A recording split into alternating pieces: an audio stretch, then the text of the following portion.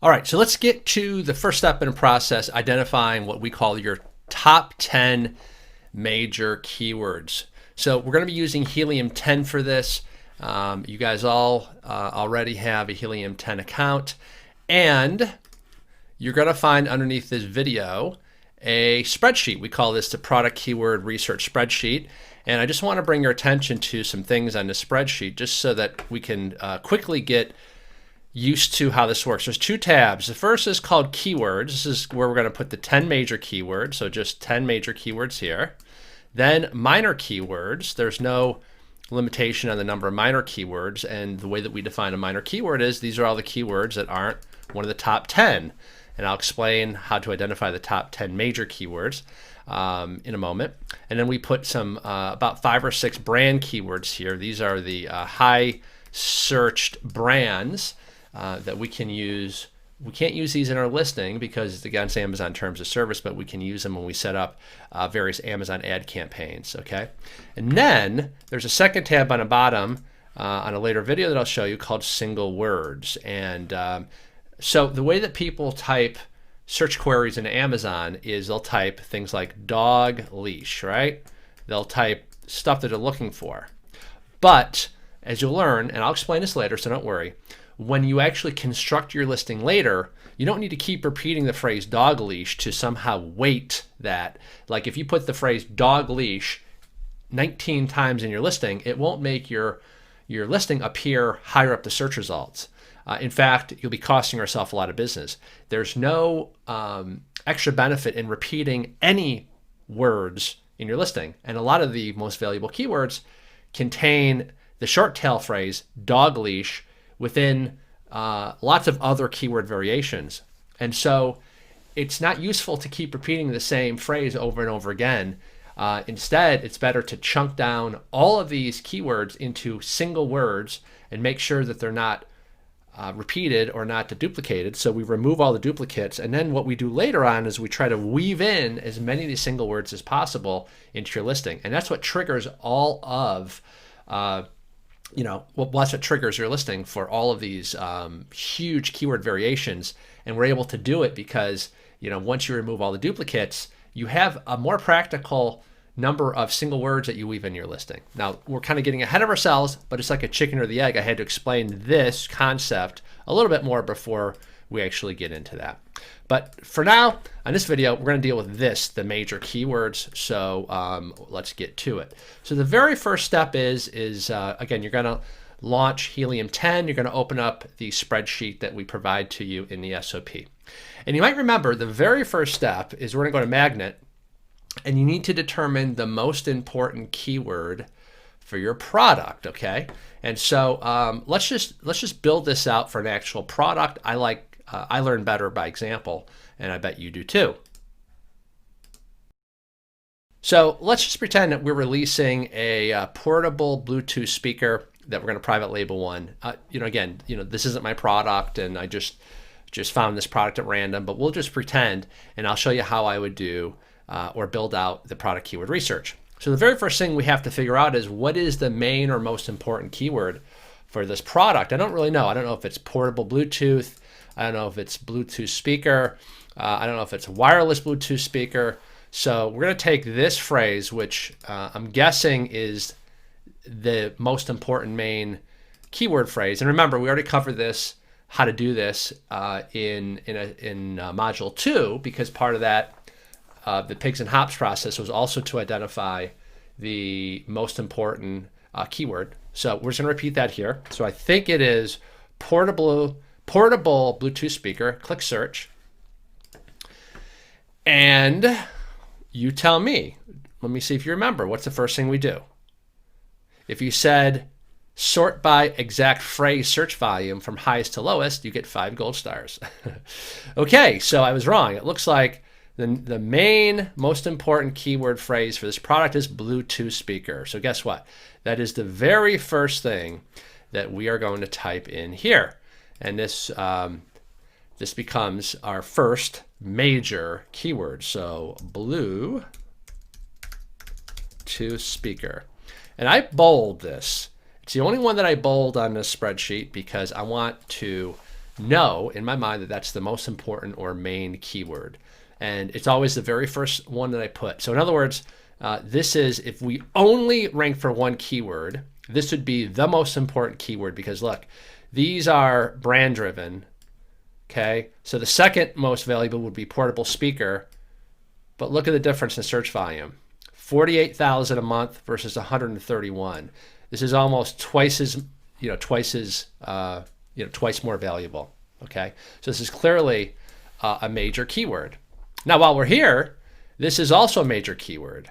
Okay, this is not. It's brand driven. This one is also a major keyword. So is this one.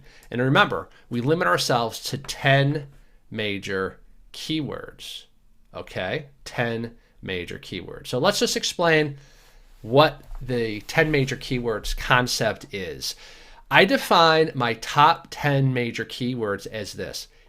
If I were only allowed to rank for just 10 keywords total, no more, just 10, what would be the 10 most important or vital keywords that I absolutely would choose because it would drive the most traffic to my listing?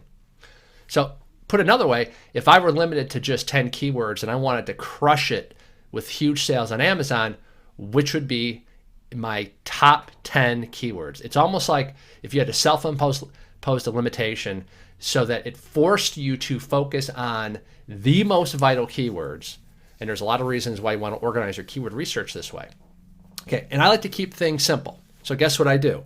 Almost always, with rare exception, the top 10 best keywords for my products are keywords with what? The highest exact phrase search volume, because that shows me that that these keywords are getting a lot of people searching for them. And when a lot of people are searching for them and my listing is appearing high in rankings for that, guess what? I'm going to get a lot more sales than a less popular searched keyword. Does that make sense? Okay. So here, let me just give you just a brain dead simple example. Okay. So let's look at this one again. Bluetooth speaker. All right. 131 exact monthly searches. That's a lot. That's a big, juicy, and profitable keyword if you are selling this. Okay? Now, let's look at portable speaker. 48,000.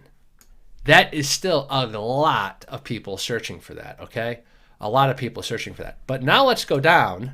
Let's just go down and let's just pick mini speaker.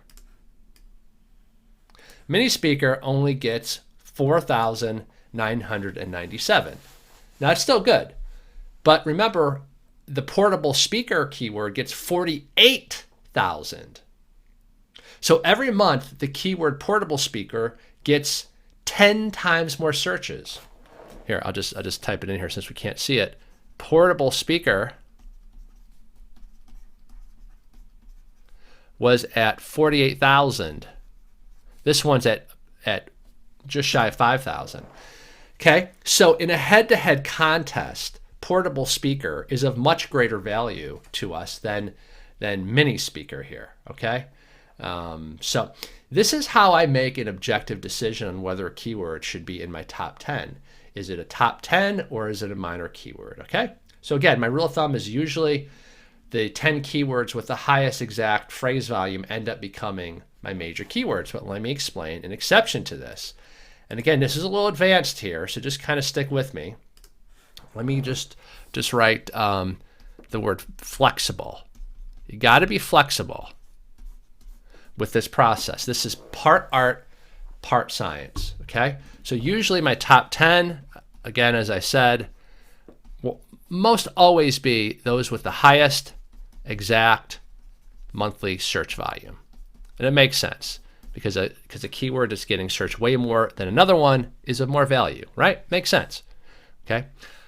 But sometimes there's a far more valuable keyword that has much higher commercial intent. Ben, what is commercial intent? Meaning, if somebody just types in something like portable speaker versus best portable speaker. Just using common sense, which one is the person most likely right on the cusp right now of actually wanting to complete a purchase? Yeah, obviously best, because you're not going to add the word best unless you're ready to buy. Hey, what is the best one? Because I'm going to buy, right? So this is a good keyword. It's just a little more generic than best or like top ranked blank or whatever, okay? But here's the interesting thing. So just going back to the word best, when you append the word best in front of certain keywords, I found this word, I found that best blank, so let me just do this as a formula. So a keyword that would be best, and then put your product keyword here. So best, waterproof Bluetooth speaker, best dog leash, best blank.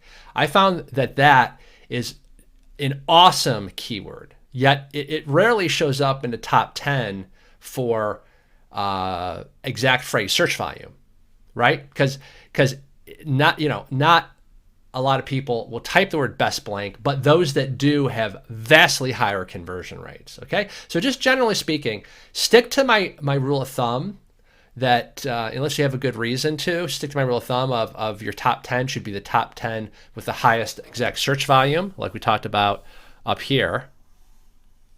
But be flexible. Be flexible, okay? Be flexible for those unique high commercial intent keywords that might fight their way into your top 10 major keywords. Again, this is part art, part science. A lot of stuff in business isn't just totally simple black and white issues, And everyone wants me to give them a perfect formula for identifying the 10 major keywords. And I've given you the best formula that I can. If you ever feel stuck, though, especially somebody who's newer to Amazon, if you ever feel stuck, just give yourself 10 minutes to make a final judgment call and go with your gut instinct. Done. Move on. Don't get stuck on this stuff, on the minor stuff, okay? So let's go back here and let me just flat out spell out for you what would be on my top 10 list, okay? 1, why? High search volume. JBL Bluetooth, no, brand driven. JBL Flip 4, nope, that's a specific product. Portable speaker would be number 2. JBL Charge 3, no, right? Because unless we're selling that, it doesn't apply. Waterproof Bluetooth speaker, wireless speakers with Bluetooth, speakers portable. So this would be 3, 4, and 5. Beats Pill, that's a brand. It's a Beats Pill. So no, that would not be in my top 10 major keywords. Outdoor Bluetooth speakers. Okay, should that be? Yes. Now, one thing that I hope is obvious. If yours isn't waterproof, right? If yours isn't waterproof, you would not include this.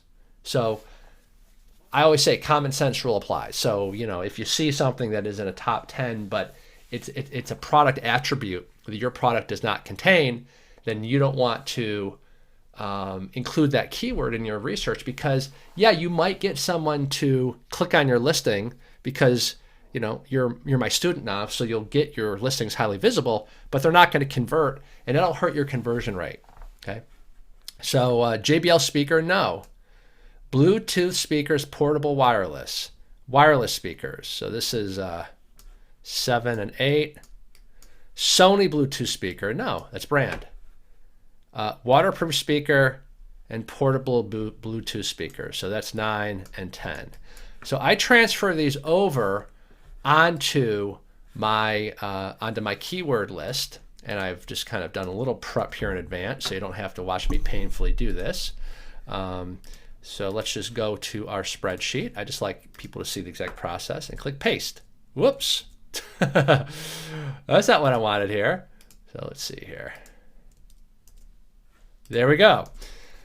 So this is exactly how my spreadsheets for all of my products in my Amazon business are set up. And that's it. These are 10. It's the only keywords that go under major. Again, these are just the top 10 most valuable keywords. You don't need to put the search volume next to each one. You don't need to overcomplicate this, okay?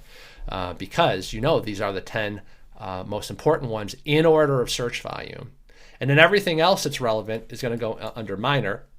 There's actually a couple things we do here.